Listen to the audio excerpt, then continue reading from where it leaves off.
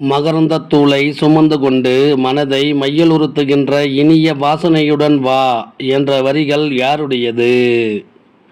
பாரதியார். இலைகளின் மீதும் நீர் அலைகளின் மீதும் உராய்ந்து மிகுந்த பிராண ரசத்தை எங்களுக்கு கொண்டு கொடு என்ற வரிகள் இடம்பெற்ற கவிதை எது? காற்றே வா. உனக்கு பாட்டுக்கள் பாடுகிறோம், உனக்கு புகழ்ச்சிகள் கூறுகிறோம், உன்னை வழிபடுகிறோம் என்ற வரிகளை கொண்ட காற்றே வா எனும் கவிதை யாருடையது? பாரதியார். நீடு துயில் நீக்க பாடி வந்த நிலா என்று புகழப்பட்டவர் யார்? பாரதியார். சிந்துக்கு தந்தை என்று பாராட்டப்பட்டவர் யார்? பாரதியார். எட்டயபுர ஏந்தலாக அறியப்பட்ட கவிஞர் யார்? பாரதியார். கேலி சித்திரம், கருத்துப்படம் போன்றவற்றை உருவாக்கியவர் யார்? பாரதியார். இந்தியா, சுதேசமித்திரன் முதலிய இதழ்களின் ஆசிரியராக பணியாற்றியவர் யார்? பாரதியார். சமுதாய ஏற்றத்தாழ்வுகளையும் பெண் அடிமைத்தனத்தையும் தன் பாடல்களில் எதிர்த்து எழுதியவர் யார்? பாரதியார். கண்ணன் பாட்டு, பாப்பா பாட்டு, புதிய ஆத்திச்சூடி என குழந்தைகளுக்கான நீதிகளையும் பாடல்களில் தந்தவர் யார்? பாரதியார். உணர்ச்சி பொங்க கவிதை படிக்கும் இடங்களில் யாப்பு தடையாக இருப்பதை உணர்ந்த பாரதியார் எந்த வடிவத்தை கையாண்டார்? வசன கவிதை. வசன கவிதையை தமிழில் அறிமுகப்படுத்தியவர் யார்? பாரதியார்.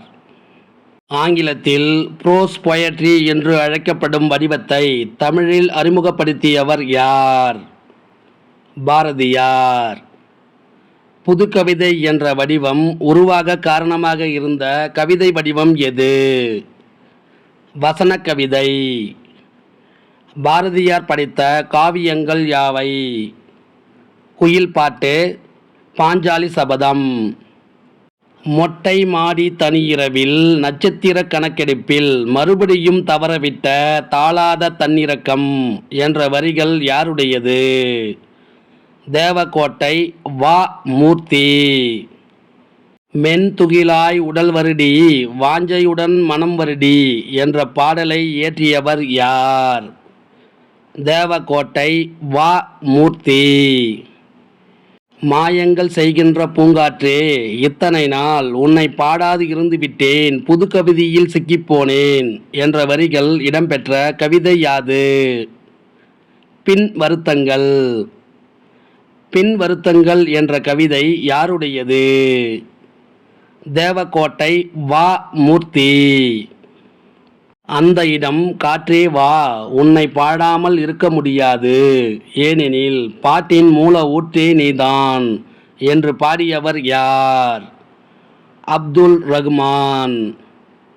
பொய்கையிடம் போனால் குளிர்ந்து போகிறாய், பூக்களை தொட்டால் நறுமணத்தோடு வருகிறாய், புல்லாங்குழலில் புகுந்தால் இசையாகி விடுகிறாய், எங்களிடம் வந்தால் மட்டுமே அழுக்காகி விடுகிறாய், மரங்களின் ஊமை நாவுகள் உன்னிடம் மட்டுமே பேசுகின்றன என்ற வரிகள் யாருடையது?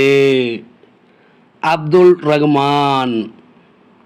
விளக்குகளிலிருந்து பறிக்கும் சுடர்களை, பூக்களிலிருந்து திருடும் நறுமணத்தை, வீணையிலிருந்து கவர்ந்த இசையை எங்கு கொண்டு போய் ஒளித்து வைத்திருக்கிறாய் என்று அப்துல் ரகுமான் எதனிடம் கேட்கிறார்?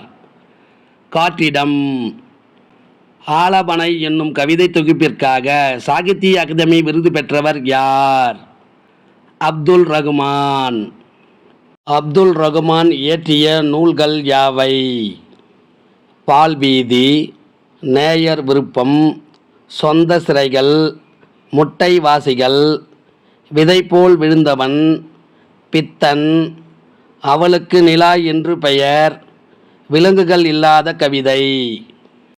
மரபு கவிதையின் வேர் பார்த்தவர், புது கவிதையில் மலர் பார்த்தவர் என்று போற்றப்படுபவர் யார்? அப்துல் ரகுமான். தொன்மம் என்ற இலக்கிய உத்தியை மிகுதியாக பயன்படுத்தியவர் யார்? அப்துல் ரகுமான். அப்துல் ரகுமான் பிறந்த ஊர் எது?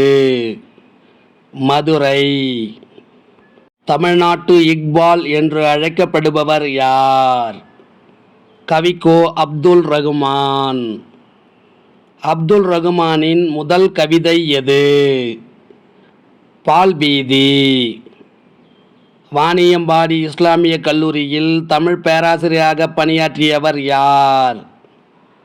கவிக்கோ அப்துல் ரகுமான். கவியரசர் என்ற பட்டத்தை அப்துல் ரகுமானுக்கு வழங்கியவர் யார்? குன்றக்குடி அடிகளார்.